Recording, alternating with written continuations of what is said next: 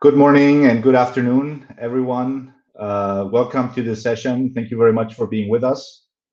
Thank you also to Eric and Bas from Rabobank, Eric from UNEP FI, Bas from Rabobank, for your openings and for the call to action that you have issued to the finance sector on what the finance sector needs to do to support clients, investee companies, economies, societies at large in this critical challenge of adapting to the impacts of climate change. My name is Remco Fischer, and at UNEP FI, who is the host alongside with our partners of this session today, at UNEP FI, at the Secretariat, I lead the climate change team. And UNEP FI, as Eric mentioned, is a network of 350 financial institutions, banks, investors, insurance companies worldwide. And our mandate really is to finance, to green the finance sector so that the finance sector can use the tool that it has at its disposal to help green the real economy. And there's a number of tools that the finance sector has. It can engage, obviously, with clients, with portfolio companies, engage with policymakers, and it can steer, client strategy and the strategy of portfolio companies through cost of capital dynamics. In a climate context, greening the economy means two more specific things. It means, on the one hand, decarbonizing the economy, so reducing greenhouse gas emissions in the economy as quickly as possible, mitigating climate change. That's one thing. But the other thing is to make the economy resilient to the physical impacts of climate change. So in a way, climate change mitigation, adaptation are the two sides to greening the economy in a climate change context. Now, this session and panel today, following on from the openings again, is about two questions, I'd say, or one question with two parts. Firstly, how do we make ourselves resilient to the physical impacts that climate change already is throwing at us, and the impacts that climate change will increasingly continue throwing at us? As we know, we already face today global warming of 1 degree Celsius worldwide. And going forward, in the best case scenario, we will face by 2100, 1.5 degrees centigrade of warming. That's the best case scenario. In worst case scenarios, warming is going to be significantly higher. So this is a problem. It's already with us, of course, and it's not going away anytime soon, quite the contrary. The second part to the question is, of course, the role of private finance, the role of the finance sector in helping society tackle this problem, helping society become resilient. And within the finance sector, obviously we have on the one hand the lenders and the investors, so the market actors, so to say, what's their role, and we also have the regulators. As we discuss today these roles and challenges of the finance sector, I think we need to keep in mind two dimensions here, or two perhaps simultaneous challenges. The first one is what I'd call the financial stability dimension. So the question, how can the finance sector become resilient itself to the physical impacts of climate change going forward so that we ensure financial stability? And the second dimension is what I'd call the adaptation finance dimension. How can the finance sector help ensure that financial flows materialize towards the adaptation projects and investments that we need? To find answers to these questions and discuss these questions, we have a great panel today, consisting of two representatives of private financial institutions.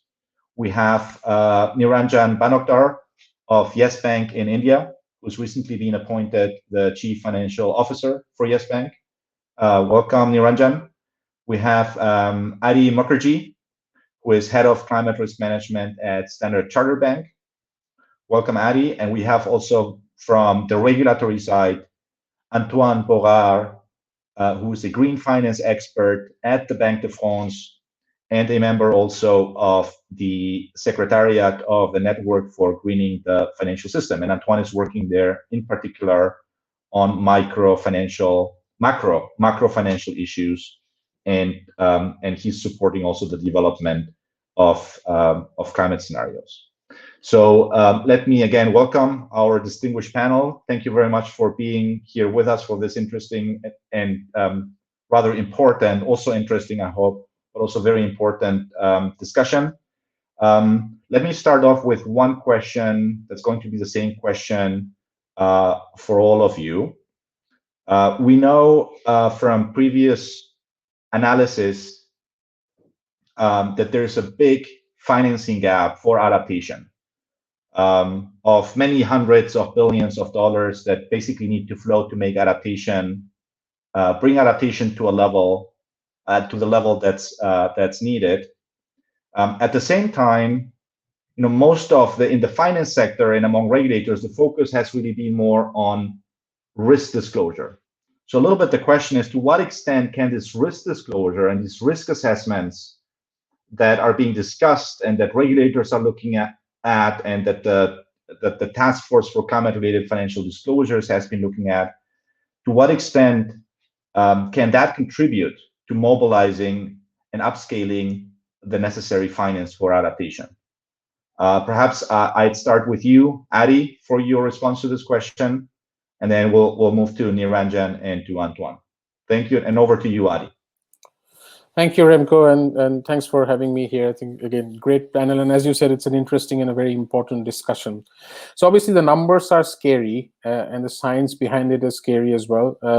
Just as a bit of a tidbit of information, so as you mentioned, we are currently at somewhere between 1 to 1.25 degrees of warming compared to the pre-industrial era. The last time when we had an ice age on this planet, which was about 12,000, 14,000 years ago, if you take the pre-industrial era as sort of the zero, the global average temperatures were -4 degrees. And by 2100, we are headed to +4 degrees, given the current trajectories, 3 to 4 degrees, as you would put it. And that is scary. A lot of it is what's called locked-in emissions as well. So that means that actually with physical risk, the certainty is higher. We kind of know how it's going to look like in the next 5, 10, 15 years, even if transition efforts were to be scaled up. So understanding that is an absolute enabler for the regulators and for the financial institutions, particularly when we talk to our clients, when we make lending decisions, when we make investment decisions, that understanding that risk profile, which is sure to impact in one way or the other over the next 5 to 10 years, is absolutely key in terms of, I guess, two things. So making the whole financial systems resilient, right? So one is making sure that we do transactions where we've got adequate pricing built in, adequate awareness of the risks and mitigation built in. And two, that we provide financing to the right channels and to the right activities that help the world become more resilient through our financing. Both sides of that responsibility cannot be served without quantifying what is the risk that we face. So disclosures to that effect from the real economy, from the financial institutions, from the world and society at large, really, is absolutely critical for us to drive that agenda forward. And again, we're running out of time. It's not that we've got, it's not about uncertainty. It's not about a choice. It's something that's already happening. It's getting worse. Insured losses, uninsured losses is another big beast. But even if you keep that aside, insured losses is already telling us that it's happening, and it's something that we have to act on with urgency. So disclosures, risk assessments, in my mind, is absolutely critical for us to bring the adaptation agenda right in front of the financial institutions and the world. And I welcome the efforts of the Adaptation Summit and all the work that UNEP FI is doing, and you're personally leading, Remco, to bring up the awareness across the financial sector and the wider economy to this effect.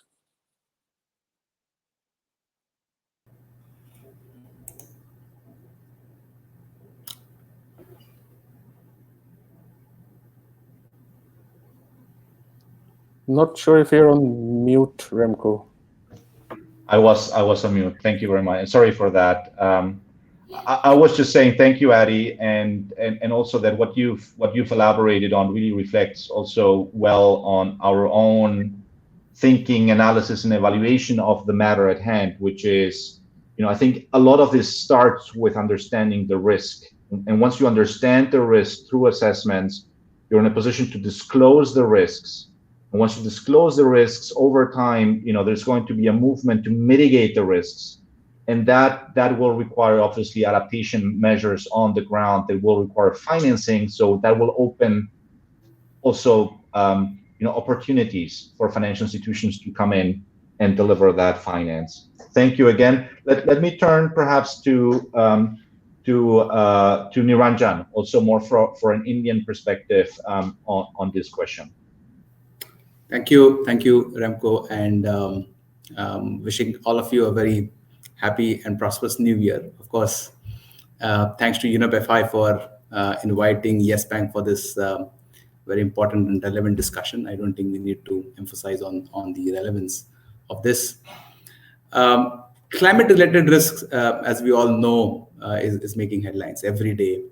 There is mounting research evidence by organizations clearly established the macro financial impact of climate risk, right? And it's expanding exponentially. There have been special reports. For example, there was the Intergovernmental Panel on Climate Change, which very specifically stated that agrarian economies like India would suffer the most due to global warming. And it is even more critical, therefore, from an Indian context to climate-proof the economy and build long-term resilience. And in this regard, financial institutions particularly have a key role to play in scaling adaptation finance and integrating climate risk with business strategy to withstand climate shocks. At one level, if you think about it, it's really about mitigating physical risk by de-risking portfolio investments. But at another level, it's also about the point that Remco you alluded to. It's about tapping into almost 1.7 trillion USD investment opportunity in India, and this is across sectors such as green buildings. There is sustainable agriculture, climate smart urban water management, and host of other initiatives which will clearly yield adaptation benefits. And to be able to do so effectively, physical risks need to be well understood. I think a point that was also emphasized well by Adi, need to be understood, needs to be assessed, managed, and clearly disclosed. And if you see at an institution level, currently banks in India are using the enterprise risk management frameworks established by the central bank. And under this, banks are required to put in place disaster recovery and business continuity plans. So I think some of it is already part of the risk mitigation or risk management. Physical risks are partly construed as part of these disaster-related risks. So to some extent, that's getting captured. At government level, while there is a broad national action plan on climate change and ambitious nationally determined contributions under Paris Agreement, there is no specific identification of physical risks and a mandate for businesses to assess and disclose them. So to that extent, there is a clear, I would say, delineation between what financial institutions or banks are doing in India versus, let's say, what corporates or non-financial institutions are doing in India. There are various ways in which we can look at it. Firstly, the analysis of portfolio to reduce carbon exposure to carbon intensive sector and focus on climate aligned businesses. So clearly the first step that at least we've done is to measure financed emissions of the lending portfolio.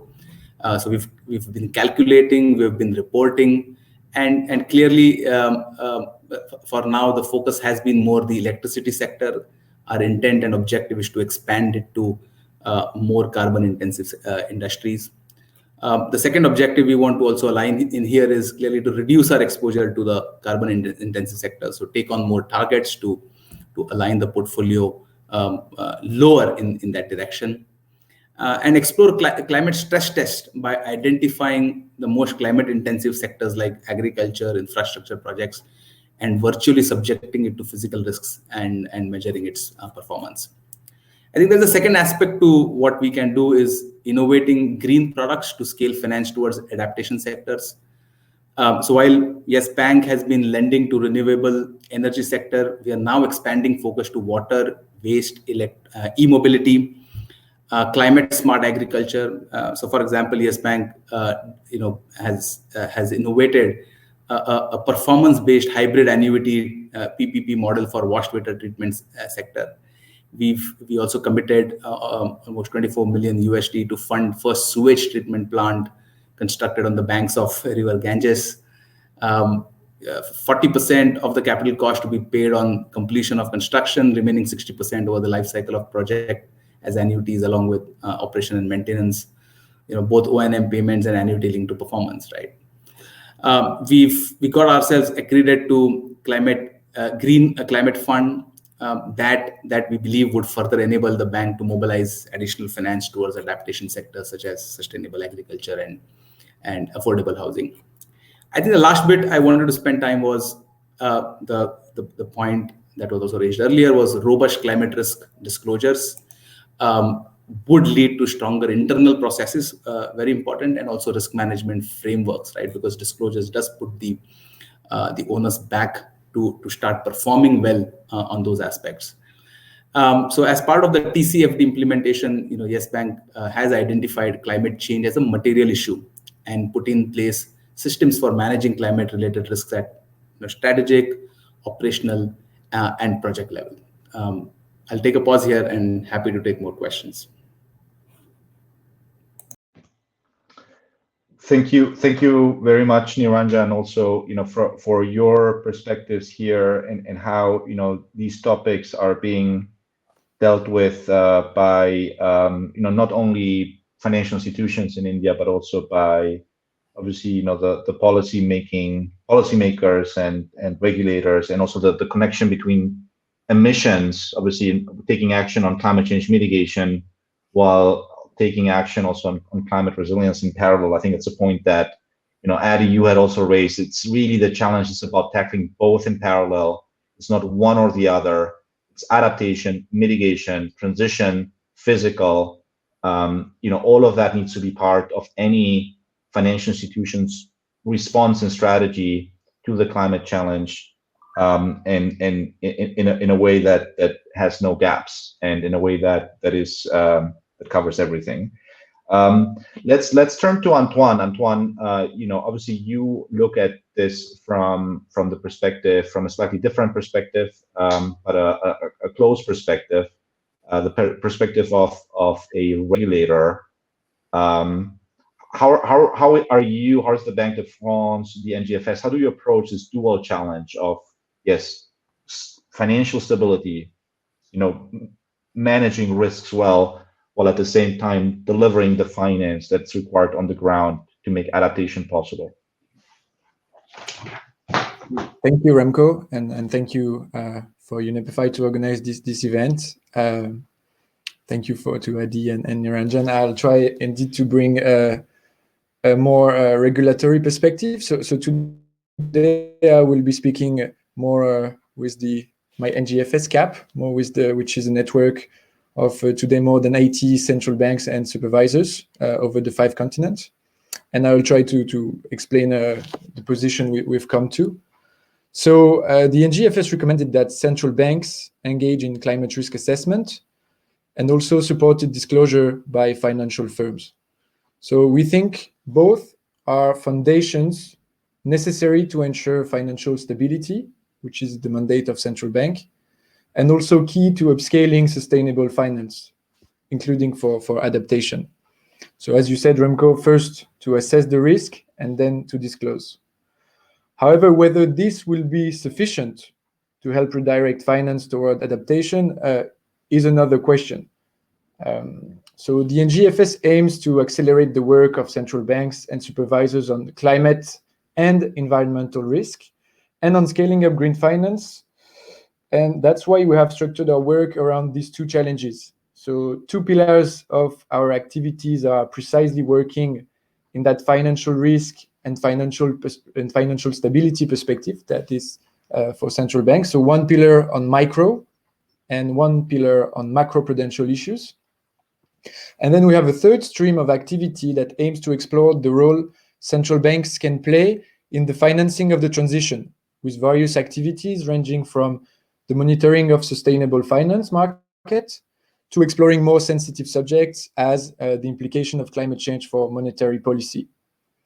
So we do support disclosure and risk assessment by firms as necessary initial steps. So on disclosure, since our first comprehensive report that was published in April 2019, the NGFs emphasized the importance of a robust and, as everyone on the panel said, an internationally consistent climate and environmental disclosure framework. And the NGFs also encourage all companies issuing public debts and equity, as well as the financial sector institutions, to disclose in line with the TCFD recommendations. On risk assessment, there is a very broad consensus among our membership that climate change is a source of financial risk. We might not yet be fully equipped to size this risk, and we need to have a lot of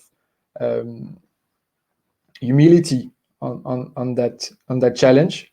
But there is enough evidence in the NGFS members' opinion that it is our responsibility and within our mandate of financial stability to explore this risk and ensure that the financial system is resilient to the unprecedented changes that are coming. And so we should work on better understanding and assessing the financial risks associated with climate change, both from the central bank perspective, but also from the private bank's perspective, and explore and better understand the transition possible to a low carbon economy. And this is, for instance, an objective of the NGFS scenarios. Yet we believe that there is also a need for supervision to ensure financial stability, and maybe even for upscaling sustainable finance. As you probably know, there are currently discussions within central banks, especially in the Euro system at the moment, and we are sharing a different vision of our mandates. So since central banks are not elected entities, we need to be careful when assigning them this kind of task. And that's why at this stage, we want to fully explore what is possible within our present mandate. Over to you, Remco. Thanks very much, Antoine. Also for your perspectives, and again for, I guess, laying out the dual approach or the dual challenge, I guess, to a certain extent.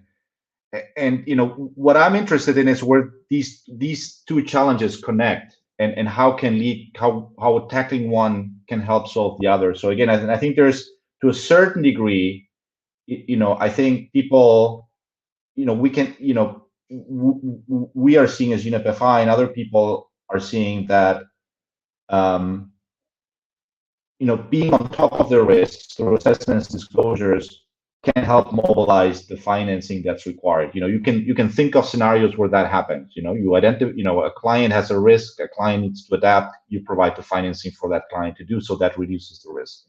There is, of course, also those scenarios where the opposite happens, where you might actually drop a client, say, because the risk is too pronounced. Or to use another example that I've seen used and cited in the past, take a country that's highly exposed to physical climate risk. I'm thinking a low-lying island country that is going to suffer severely from, say, sea level rise, and it could be that very thorough risk analysis, financial risk analysis, of that country could actually lead to a capital flight from that country because of those physical risk exposures. Do any one of you have any thoughts about that? About how yes, at times it can actually be a catalyst for adaptation finance, but at other times it could be detrimental to it. It could go the other way. I don't know. I'd be, if any one of you has thoughts about this or any quick reactions, please come in. If not, we can proceed. No, we've had, this is a good one, Remco, that you raised, and we've had some of these discussions internally in Standard Chartered as well. So, and that's where I think the point of disclosure and analysis comes in. The good thing about all of this is there is still time to go, right? So if we take action now, so let's think about a sovereign which is highly exposed to the physical impacts of climate change, and we do the analysis now and we understand, and I guess the point about adaptation is blending in a bit of realism into our optimism, right? So we will all target for a 1.5 degree world, but even with the 1.5 degree world, physical risks will increase compared to what they are today. So that element of realism, as it builds in, it serves that country well to have understood what physical risks they're facing and raise the adaptation finance in that way. Because that would then make all the financing entities, including banks, or private banks, a lot more comfortable in doing that transaction. So at the moment, the banks, quite rightly, in my personal opinion, are being pushed by the regulators to understand the risks regardless. Right? Even if the sovereign does not do any analysis on its physical risk or transition risk profiles, the regulators are asking the banks that you have to do it because you've got exposure to that, which, again, to my personal opinion, makes a lot of sense. So if we have to do that analysis anyway, it just behooves the client or the sovereign in this case to also do the analysis and build up their readiness. Because one point that I would mention here, and this is what we have debated extensively internally as well, the gross risk alone is not the driver of a decision, one way or the other. Right? So you can expect one particular region of the world to be extremely exposed to physical risks. That doesn't mean we walk away. When we debate a statement about walking away is when we recognize that there is a lot of gross risk and there is not enough adaptation or not enough awareness, not enough mitigation being put in place in the sense of the word, not in transition, but in adaptation sense. So that is why it is absolutely key to recognize that, blend in that realism, and then demonstrate actions towards it, right? So you may be an island, but if you're kind of asking for financing around flood defenses, a lot of banks would be interested, because not just because of financial resilience, but also because of our moral and ethical obligations to the society. And that's one of the big purposes that the banks serve, and the opportunities. So the other point that I wanted to make, reflecting on what Niranjan was saying as well, there is transition, there is physical risk, there is uncertainties, there is all sorts of things, and different sides of the coins which all come together. One thing that binds them all together is opportunities. If it's adaptation finance, if it's transition finance, if it and the kind of innovation that Niranjan was talking about, that's where the banks have a nice carrot, I would say. Come up with these innovative products, come up with the solutions, and encourage and educate our client base and our own people, so that the action moves forward and we all become a bit more resilient. Thank you again for that. And what I'm taking away is this notion of actually just the existence of risk is not going to precipitate any finance sector, banks, or investors, for that matter, decisions just by themselves. It would then be a combination of, there's a gross risk combined probably with a certain lack of readiness or lack of willingness to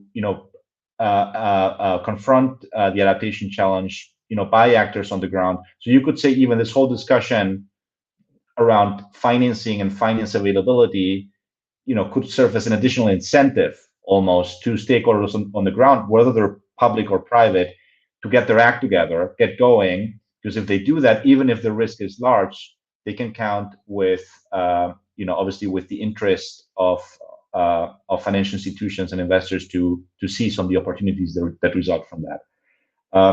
If just because you have the floor just now, Adi, can you, and we're running short on time, could you elaborate a little, give a little bit of granularity, how do your discussions with clients, how do those look like, when it's about physical climate change and the need to adapt and the need to manage these risks? What's your observation of how those conversations are evolving at the moment? Incredibly interesting. So we've had a few of those conversations already, and there is a large outreach that will happen from Standard Chartered reasonably soon. So we'll talk to our clients in details with their risk profile. So what we're doing, Remco, and I'll try and keep this very short, what we're doing is looking at some alternate data sources. In this case, actually not that alternate, S&P True Cost, which gives us the locations of the assets of our clients, the wholesale clients. And then we are using a tool from Munich Re, which is the one of the largest reinsurers of the world, to understand the different risk profile of those assets.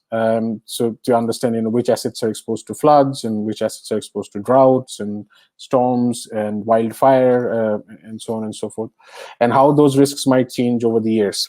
And what we're doing with that is we're showing their profile to the clients, and we're saying that, look, we could find, let's say, 100 assets locations for you by our research. We know that you've got 400 assets actually, but we don't have the locations for the remaining 300. So if you don't mind giving us the locations for those assets, we can share this insight back to you. And then you could then sort of drive that analysis and internal adaptation plans around that. We're also calling out to the clients, we're kind of giving praise to clients who have disclosed their adaptation actions. So some companies, without naming them for confidentiality reasons, but if you look at CDP disclosure, some companies have done a lot of analysis on adaptation, what kind of cost they might have to bear because of physical climate change, either because of a shock, like an acute event, or due to chronic loss of productivity. Those things are being rated very positively in our assessment, and we are saying that, okay, look, the client faces some physical risks, but they are ready. They are aware of the risks. They are taking actions. Companies are building flood dikes, flood defenses, insurance coverage. All that awareness helps. So that's what's happening. And we recently saw one of the first, I would say, public acknowledgement of that work in Vale's recent disclosure, which is a mining company based in Brazil. And mining as a sector faces very acute physical risks because of water shortages. So it's a very water-intensive process, and droughts is a massive, massive risk across the world.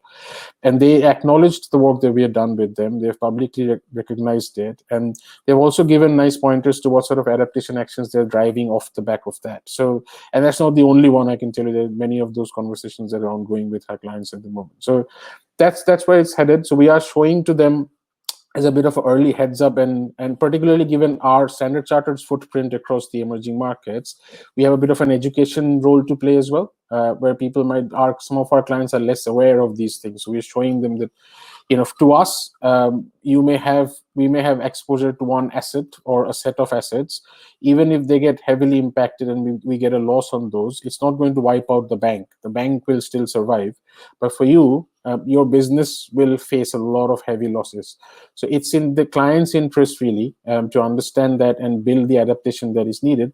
And it's in the bank's interest, therefore, to be able to finance them where we think that financing is robust enough. So that's what's ongoing at the moment. Obviously, with our emerging markets, as I said, we also have an education role. So we are sharing these insights. And if one of our or few of our clients are listening in, I'm sure we'll be speaking soon on that. That's fascinating, Adi. I mean, it's really what, sustainable finance, when you try to apply that, to climate resilience and adaptation, is all about, the providers of financial services, doing almost a little bit of analysis on behalf of their clients, using asset-based data, asset-level data, and then basically just overlaying, clients' assets, their geophysical locations with risk maps, say, and with physical climate change impact scenarios going into the future. Those and making those analyses then available to the clients, informing them, and then incentivizing clients to actually do something about their resilience. I think that's a really nice kind of, again, application of the whole purpose of sustainable finance, specifically in this physical climate change space. Thank you for that. Niranjan, how do you see that in unfolding in India? Your discussions with clients, on these topics, how do you see that unfolding?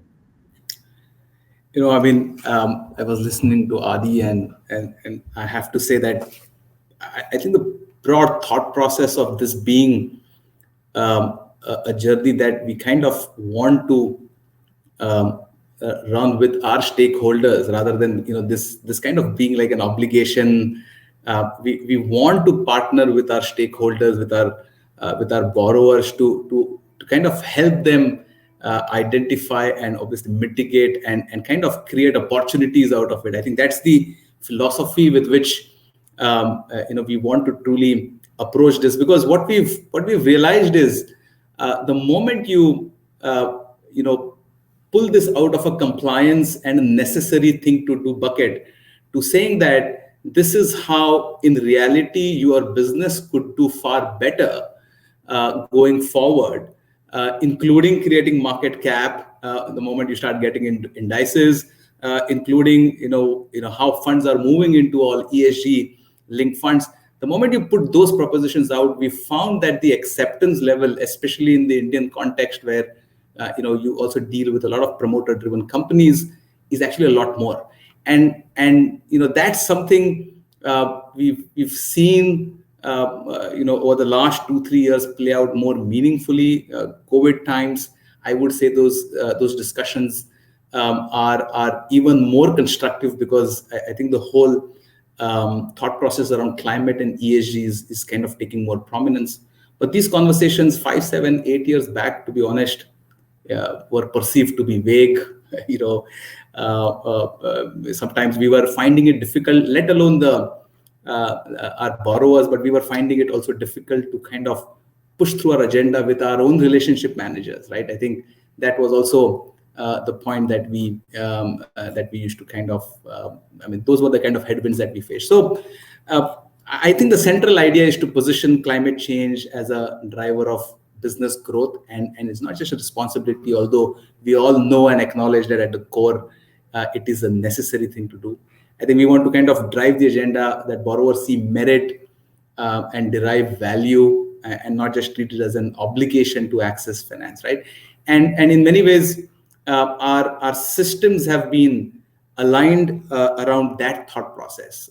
So, for example, when we look at, let's say, an environmental and social framework for assessing and reviewing the borrower's risk, we actually just don't say that, okay, you are category A, B, C, or D. If we find that they are high risk, we actually go out there and say, how is that you can minimize the risk here? What needs to be done? So it's more a solution orientation that we found, and it has taken time, I'll be honest, but it's a lot more constructive.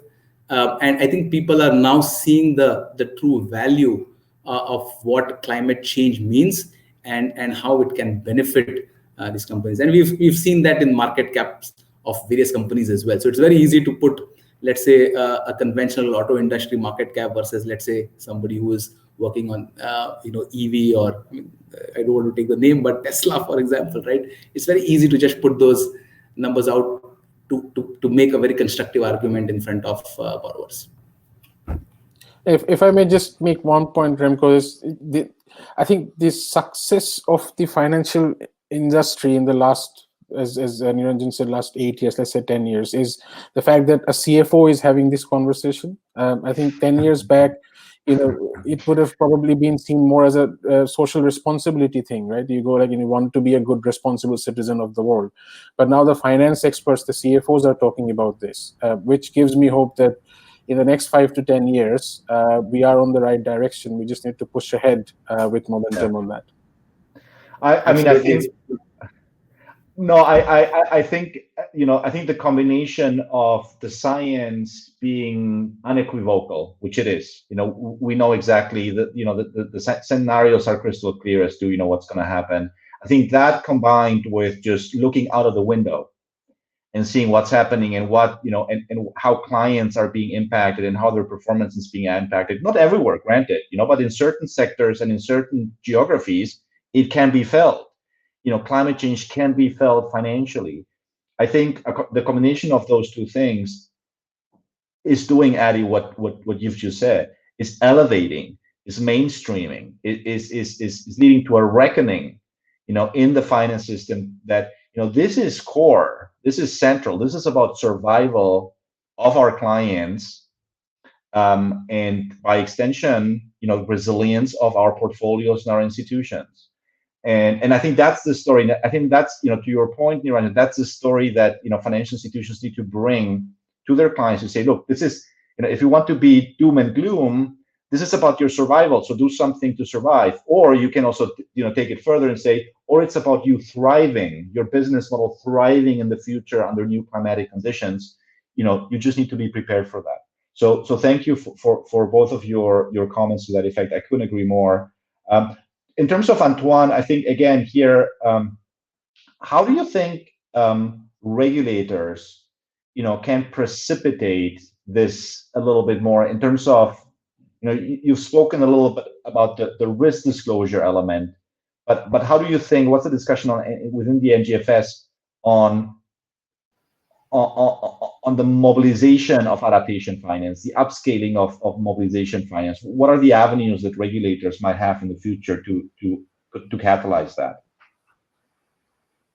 So first, I have to say that I really like what I hear from Adi and Niranjan, and I really think this win-win mentality is the very best way forward.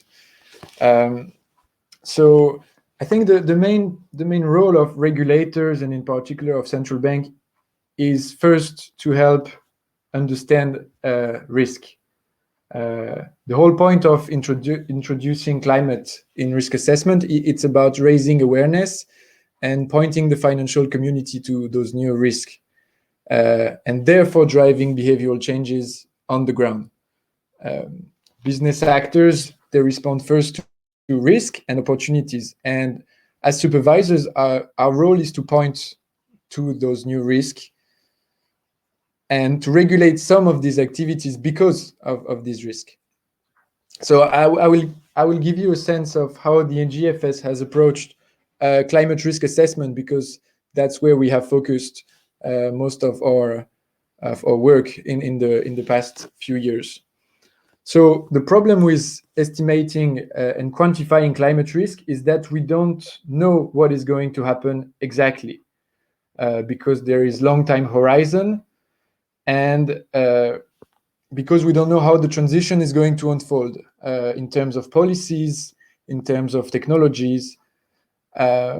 So this is described as unquantifiable uncertainty.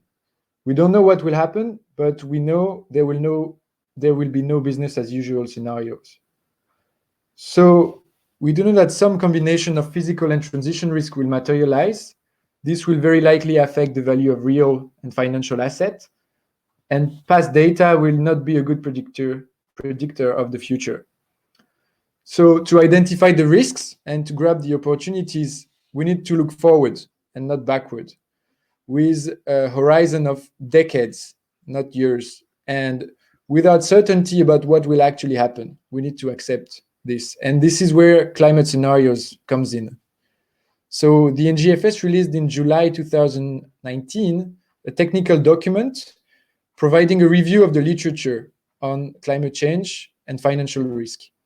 And basically the conclusion of this review is that although the transmission channels are qualitatively rather well identified, quantitatively measuring the impact is highly dependent on the model's initial assumptions.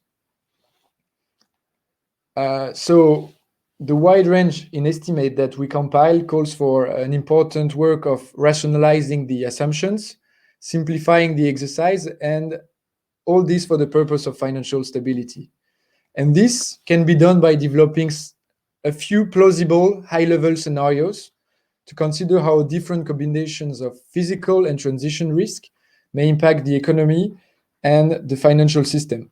So here the objective is to provide a systematic way of making different structured assumptions about how the world evolve, not what is going to happen.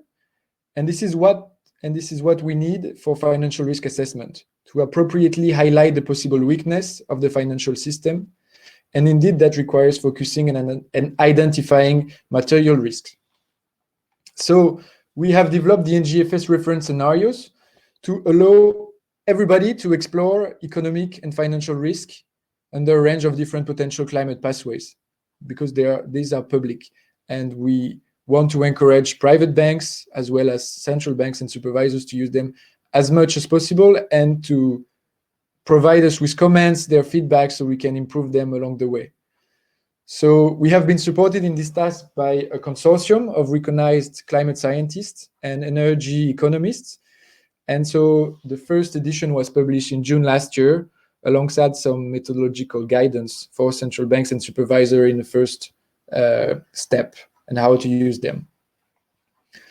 So we are now in the middle of our work program to further enrich these scenarios. So our objective is to add more macroeconomic variables, to provide greater geographical and sectoral details, and to add more physical effects from the climate change.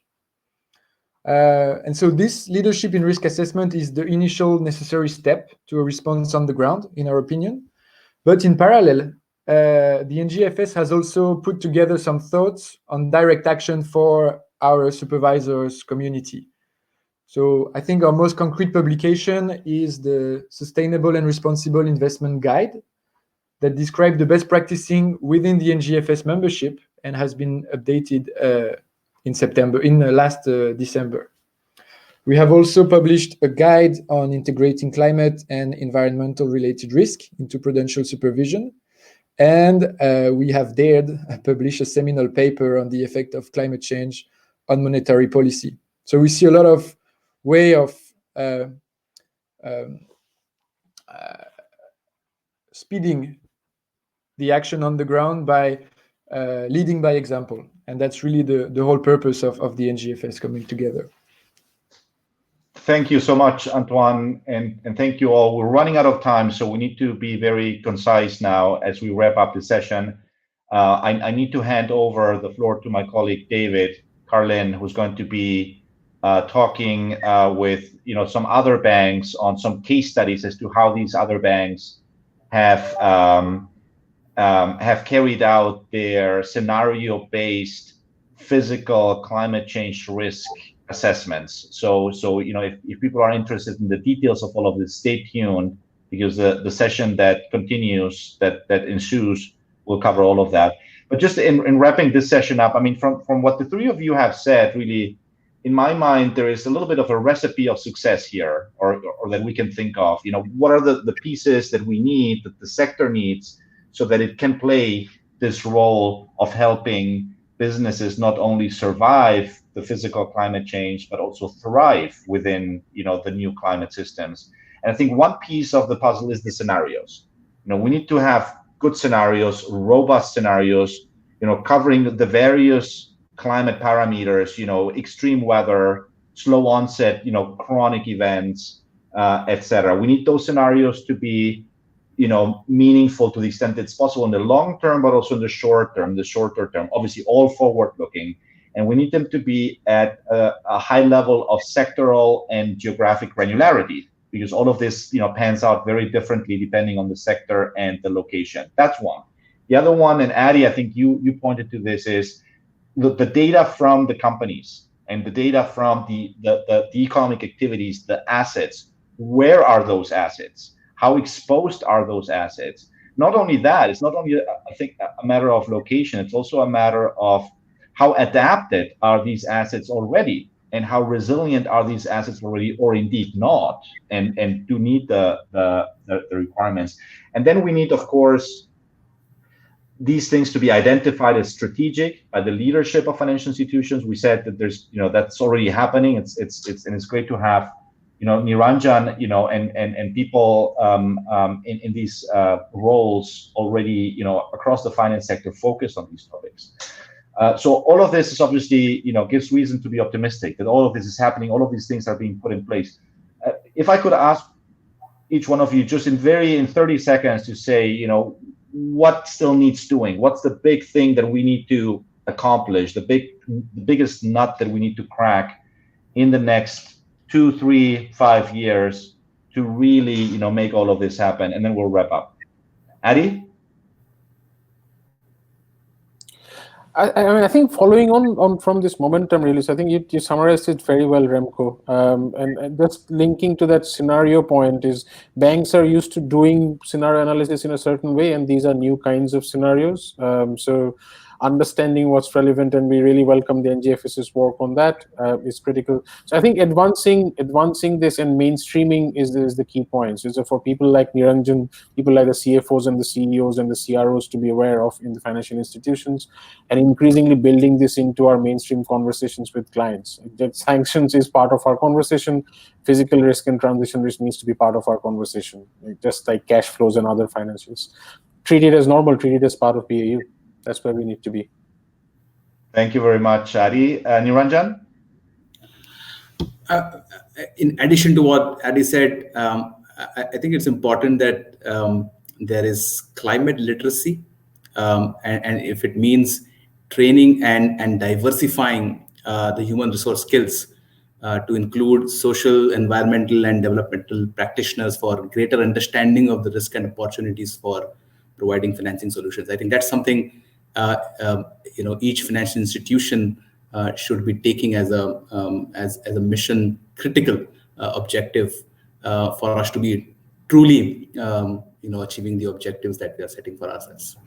Yeah, so really capacities need to be there in a way outside. Some of this can be outsourced, but obviously, there's also at some point going to be a need, increasingly so, to have these capacities inside. Thank you, Niranjan. And Antoine, what's your big thing for the future on this agenda? Yeah, I agree. Keep the momentum. I think also recognize the complexity and the uncertainties involved. But we truly believe that this uncertainty and complexity cannot lead to inertia and inaction. We should keep going and continue to iterate the way we are currently doing.